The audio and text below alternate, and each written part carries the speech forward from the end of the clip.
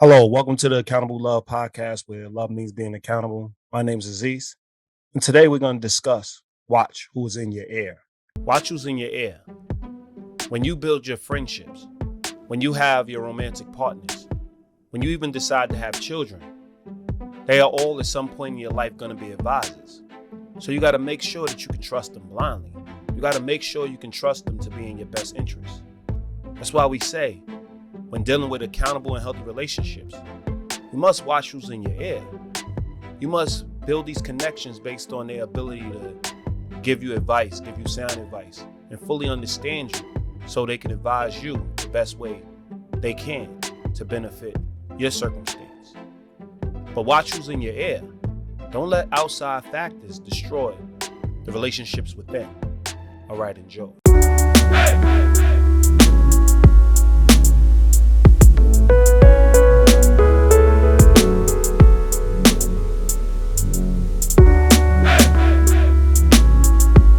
Now, as you know, we are accountable relationship builders, and the sole goal is to build your villages to make sure you have supportive, healthy, and accountable relationships.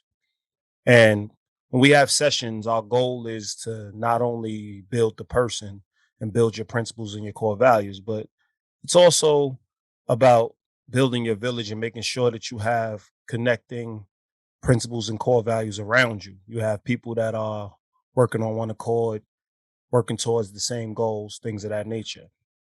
And we're not the big beware of this, beware of that type people, even though threats do exist. We try to focus on the health and the things you can do to find healthy relationships. And if you're focusing on the health of the relationship, then you will in turn know what's unhealthy, because anything outside of what you decided to build and to make healthy is going to probably be a threat to your relationship. So we don't have to truly harp on that. We like to try to, keep it positive, keep it focused. But today we're going to discuss, watch who's in your ear.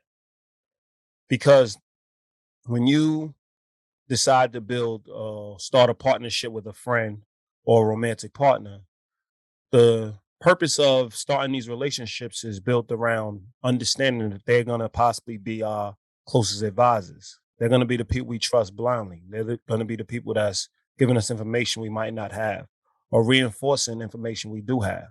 They're going to be the people we turn to advise us through life. Because if we're being honest, life is always throwing things at us, no matter what it is.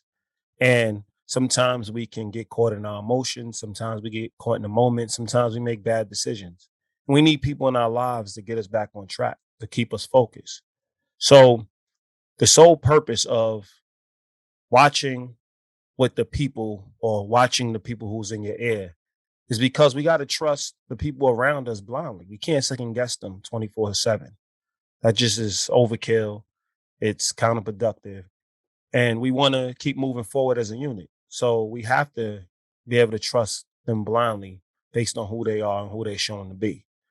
So before you let anybody in your world, whether they're a friend or romantic partner, you have to be confident in these four principles of watching who's in your ear.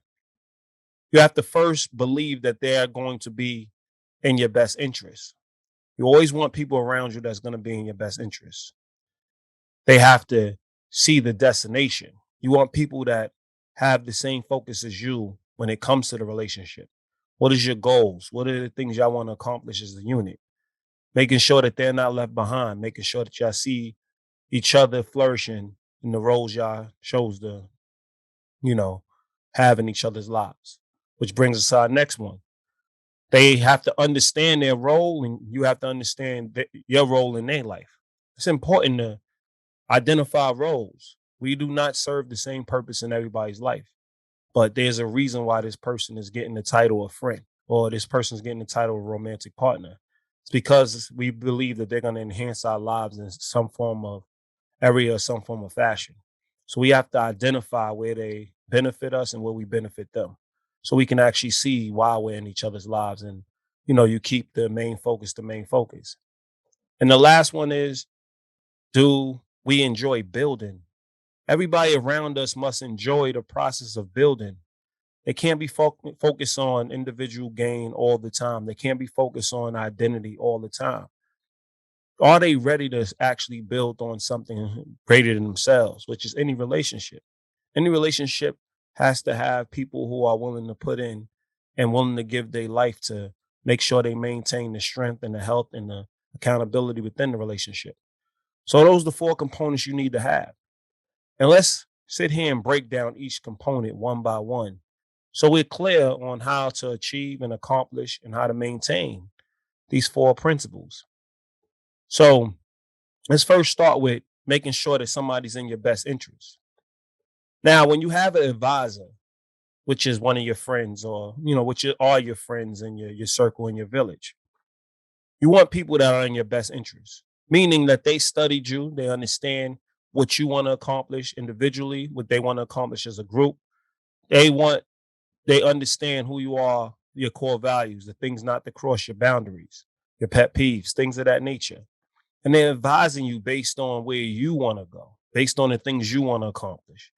They're advising you in your best interest, what will give you the best chance to succeed. So they're putting you in the best situation to succeed. And obviously, you're going to get different perspectives and different point of views based on who you're speaking with in your circle. But that's the point in having multiple people talking to you or speaking to you or being in your ear. That's the point. So you can actually have variety or a different vantage point and several vantage points and actually come to understanding with having all the information provided. But you have to believe that these people want to see you succeed. So many times we're in relationships where we're like coaching people to help us or assist us, or we're fighting with the people that are supposed to be our allies. And we don't believe they're in our best interest. We believe they only have self-interest. We start to question why they're in our lives. We start to question what's the point of them being in our life? Are they just takers? Or are they just giving us and we got to like encourage them to actually take back? Like we have to question their role in our life, why they're there. A person that's in your best interest, you never have to question them at all because you know all the advice and everything they're advising you on, anytime they're in your life, anytime they serve a purpose in your life, they have you in mind.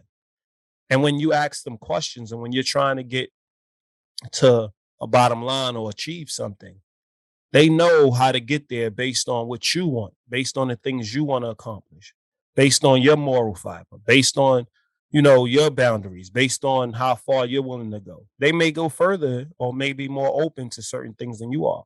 They have to advise you based on the boundaries and the morals and the faith you have. And do they have the capability to do that? Do they see you, the person, when they're advising you? Are they in your best interest? Do they have a vested interest in your success? Meaning when you win, they win.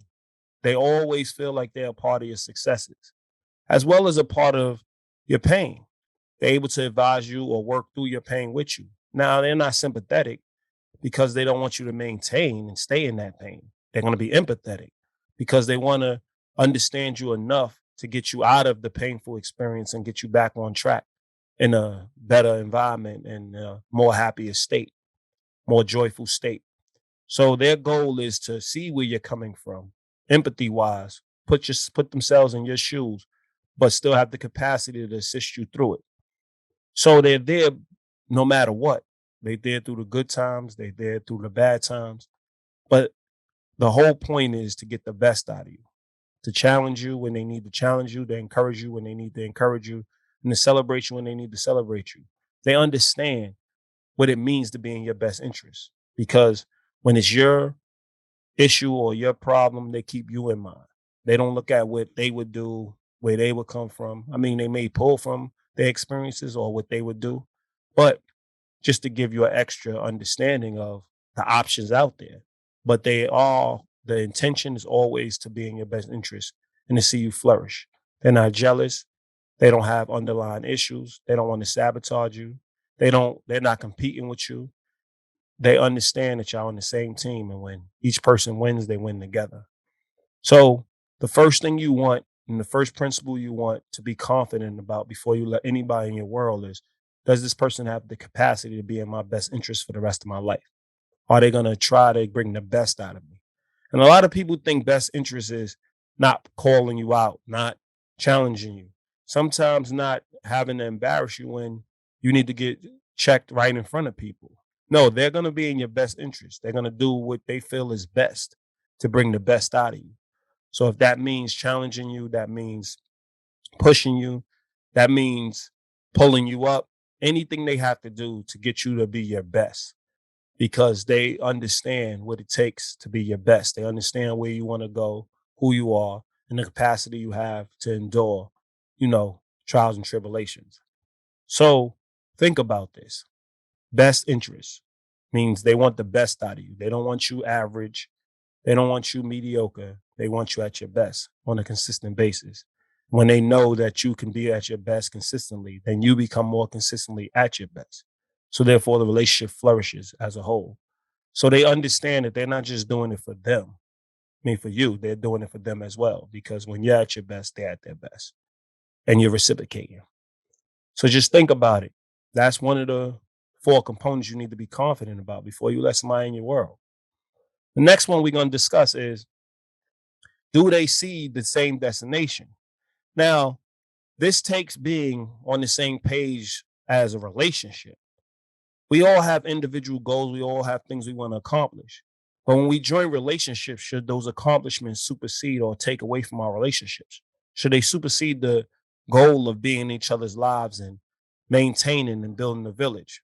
We tell people the goal and the destination typically, let's say in our group, is maintaining the village.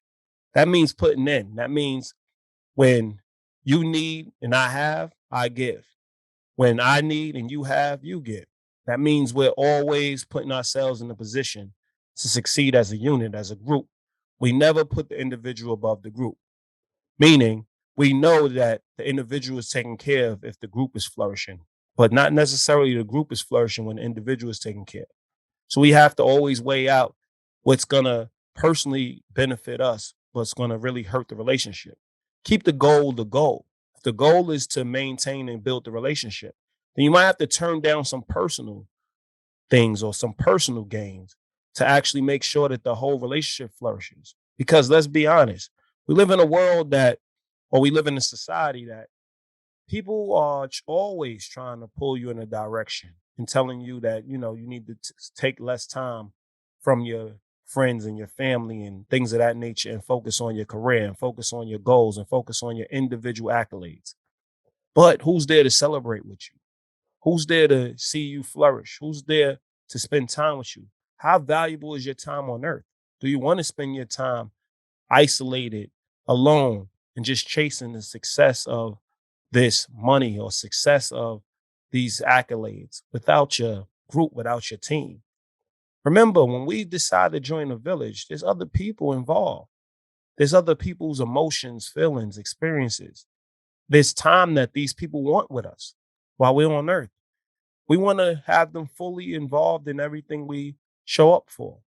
So we understand when there's an event, and we don't have enough tickets. We're always searching to see who has less tickets, who doesn't need as many, who doesn't need all their tickets. So everybody can show up. We're always in that position to want everybody around us when we're flourishing. And we keep the goal to strengthen the village, to strengthen our team, to make sure we have the support and standards in place, the core values, the things we chose to honor, the agreements.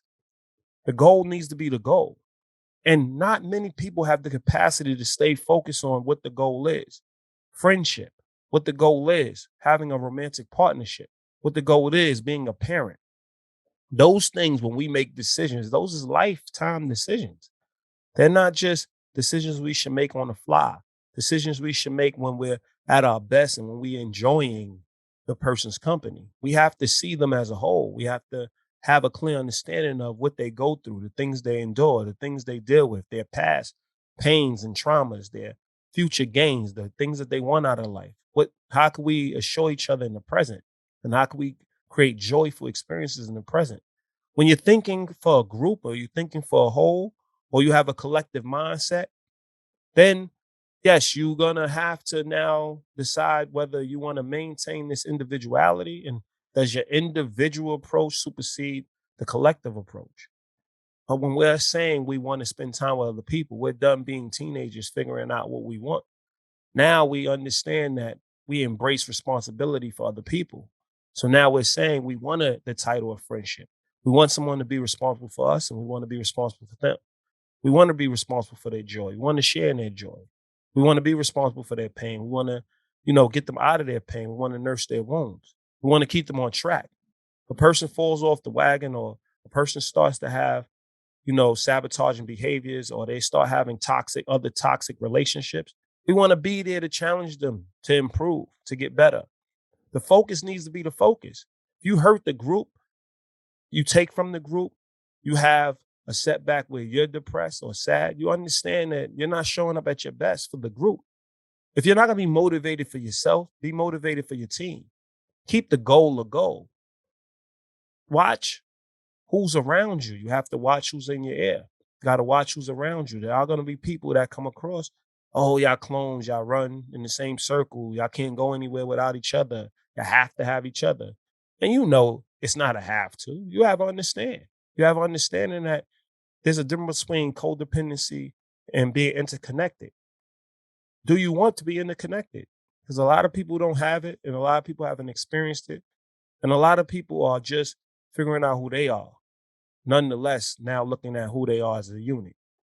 So watch who's in your ear when it comes to your destination. Make sure that people have a narrow focus. When you sign the agreements, you're just thinking about honoring those agreements. You're focused on making sure those agreements are reality, because you strongly believe in those agreements would be the accomplishments, would be the foundation of your relationship.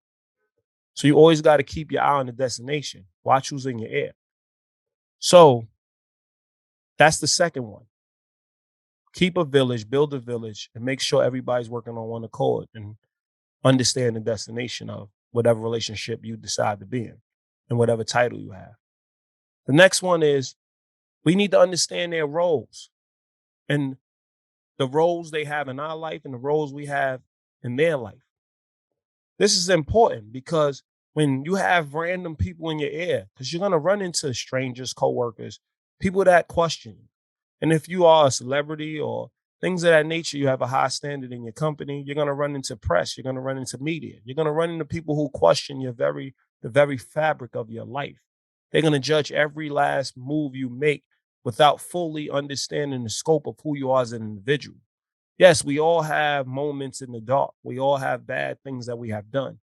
We got to decide if that's what makes us who we are, because we are a combination of a lot of things. If your motive is to break down or to destroy other people, what is your role in that person's life? You can't have a strong role in that person's life when you're not trying to uplift them with the strengths and the strengths you have to propel them and keep them on track and make sure that they're the best they can be. Understand your roles by watching who's in your ear. If your role in the group is to make sure you keep everybody together, you have a leadership role within the group. Now, they all can be a group of leaders, but within that group, you identified or was identified as the one that has the best moral fiber, has the strongest capacity to keep people together, may be the most charismatic and the highest representative in the group, the one that everybody already, when they see the group, they see you. That is a role that's big, that's great, that's strong. You can't use that information or that power or that strength or that influence over other people's lives to now take from them and not give. You have to make sure that you are in the best position to help them, to follow that role, to honor that role. You're taking on all the criticism from the outside, but you're not making sure you're not allowing it to affect the inside. You know why? Because you have great people that's in your ear. You have great people that's there for you.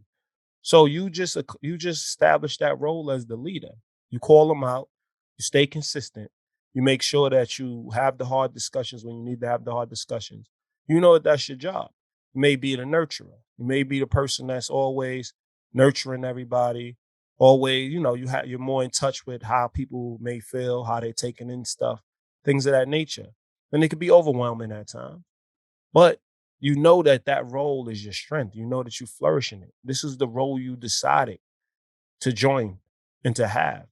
A person may be a person that's nurturing you, a person that's the protector of you, a person that you know you're not as witty or as strong or as, assertive as they are.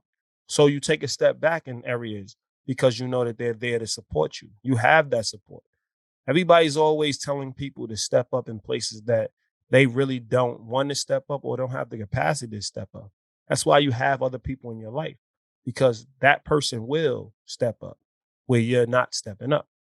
That's why we understand and identify roles. That's why it's important. Can't have everybody speaking at one time. So we have roles and we understand where the other person's strong and they need to be in the front, in the forefront. So it makes a strong group. But you always have people in your ear telling you you need to be better at this and you need to be better at that. But when you have a strong team, you're like, no, this person's already good at this. Why do I need to be as good? I just need to star in my role. I just need to make sure that I bring to the table my strengths and understand my weaknesses, understand when to fall back, understand where this person is this time, it's their time to shine. It's my time to follow. That's what makes a team a team. That's what makes a village a village. So it makes a group of friends a group of friends. That's what makes a romantic partnership a romantic partnership.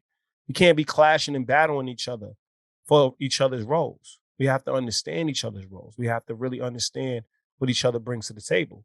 And when you understand each other's roles and when you're working on one accord and when you don't just see yourself without seeing them, now you know you arrived. You know you have a village.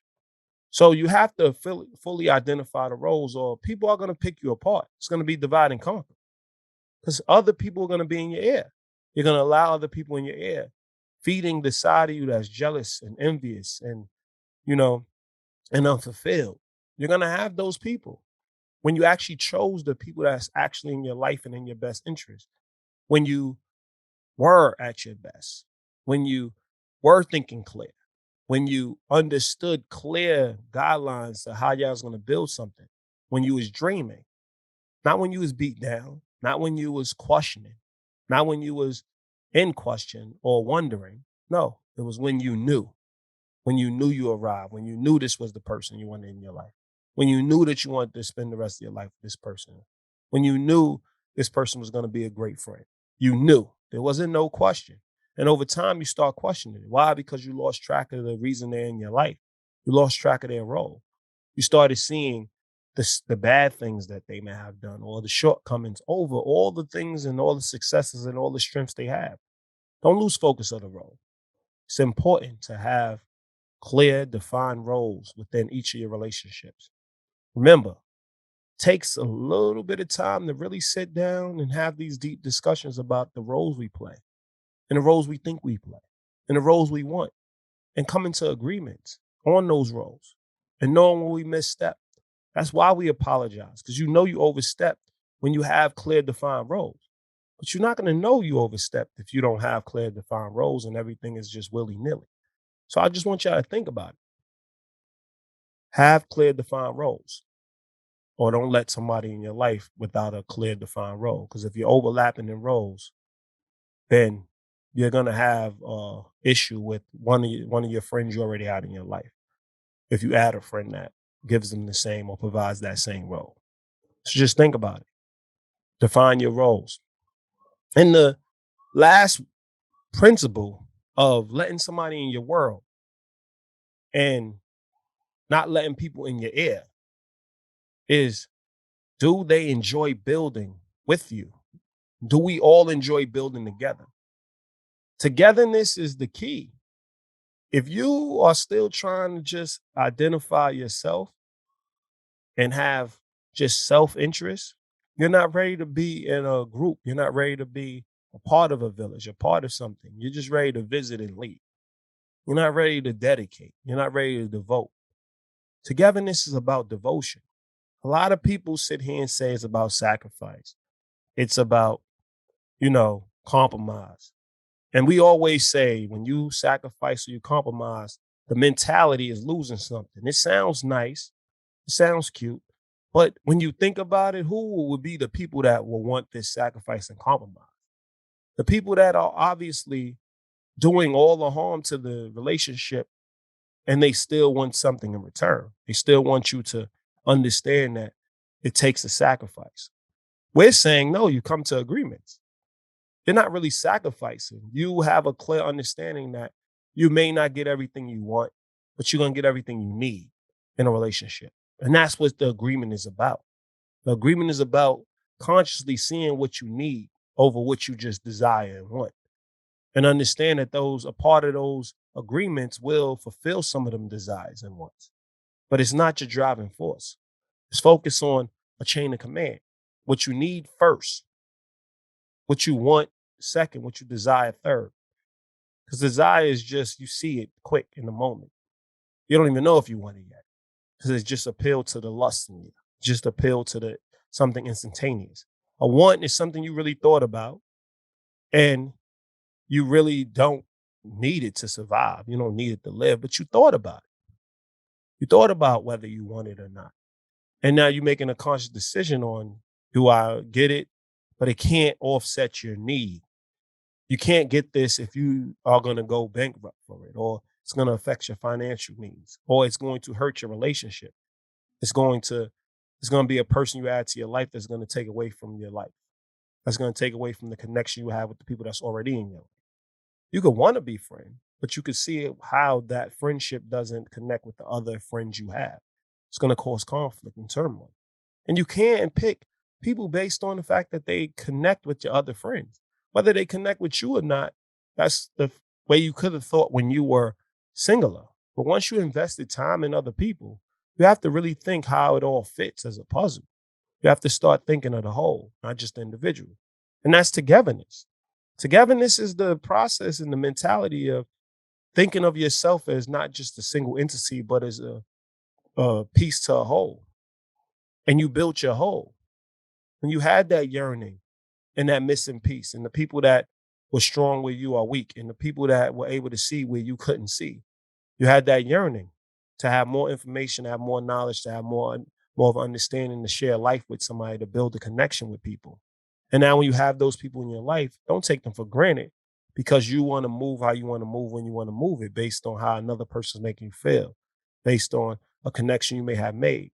You see it all the time. You see it in every movie, every book, in real life, where people trade the people that's been in their life and the people that have, studied them and learned who they are for the people who present something that they think the other person thinks they want to be. And at the end of the movie, you realize they left alone. This person really didn't have the capacity to maintain a relationship with them. So they want to go back to the other people. But those people have moved on. Those people have built a relationship and they don't trust you anymore. You offset the trust. Togetherness. You got to enjoy building together. And once you have a village, you can't just let anybody in. You can't just let anybody come in and destroy that village. You got to watch who's in your ear. You got to watch who's in their ear. You have to watch out for each other because all it takes is a whisper, one thought planted, one idea planted in somebody's head. And if it keeps on going and keeps on going and keeps on going, it affects your whole relationship. As we say, our relationships can be the computer. You get one virus and your relationships don't function the same. So you got to protect it with everything you have. You got to watch who's in your ear. You got to watch these things. Because if you don't have the foundation, which is the principles we just discussed, you're not going to be able to identify who's in your ear because it comes so sweet. They come, those people can possibly come giving gifts, bearing gifts, making you feel great. But with those principles, you could identify. You could ask yourself, are they in my best interest? And it may seem so. So you move on. Do they see the destination? Can they see and maintain the destination of friendship for a lifetime, of partnership for a lifetime, staying faithful to what we agreed to, renegotiating as such? That's what we're talking about. Can they? And more people might dwindle. Maybe two other people now get it. So now you're asking the next question. What's your role? What role would you play in my life? So this is when it gets more difficult because you're like, I got that person that plays that role. I got this person that plays that role. I got this person that plays that role. You're not auditioning people for the same parts. You already have parts. So now the list starts to dwindle. What role can I serve in your life? Because you don't have you don't have confidence if you can't identify the role you serve. How are you going to be confident in a relationship? How are you going to be confident in yourself when you're around this person if you don't understand what you bring to their life? So you got to ask them two parts of it. You got to ask yourself two parts of it. And then the last part is, would they enjoy building with me? Do they have the capacity to wake up every day, understand that they are part of something bigger than themselves? Or are they going to be tempted by the individual gain of internalizing, of being different, of I don't want to share, I want to keep secrets, I want to be able to do what I want to do when I want to do it? It's tempting. It's tempting. If you see connection and you see a village and you see the responsibility of other people as a prison, it can be tempting. But I want you to see the alternative where you're just using people. You're left alone. You're by yourself. Or you with a bunch of people and don't recognize them because y'all didn't really build the relationships that y'all needed to build. And you're constantly comparing them to the relationships with the people that were there for you and would have built the relationship with you. So why choosing your ear? And if you have these four principles and these four components and picking the people that ultimately are going to be your advisors, who ultimately going to be in your ear, then you can trust what they're saying because they're in your best interest. They understand the destination. You play a role in their life, they play a role in your life, a significant role. And y'all enjoy building together. Y'all keep the goal a goal, doing it together, staying on path, making sure that y'all are there to death. Y'all are there for each other, kids, hardships, joys, celebrations, achievements. Everybody's at the center of all the things that are in your life. So watch who's in your ear. Be mindful of who's in your ear. Because if you're not, you're going to get rid of great people in your life. You're going to destroy the great relationships in your life. You're going to lose track that your village is your currency. Without your village, it is your foundation. And you're going to let people in your ear that shouldn't be in your ear. And you're going to lose track or go deaf when it comes to the people that should be in your ear. Understand, the purpose of people being in your life is to be your advisors. You have to trust them blindly to do what's best. This has been another Accountable Love Podcast. My name's Aziz. All right, enjoy.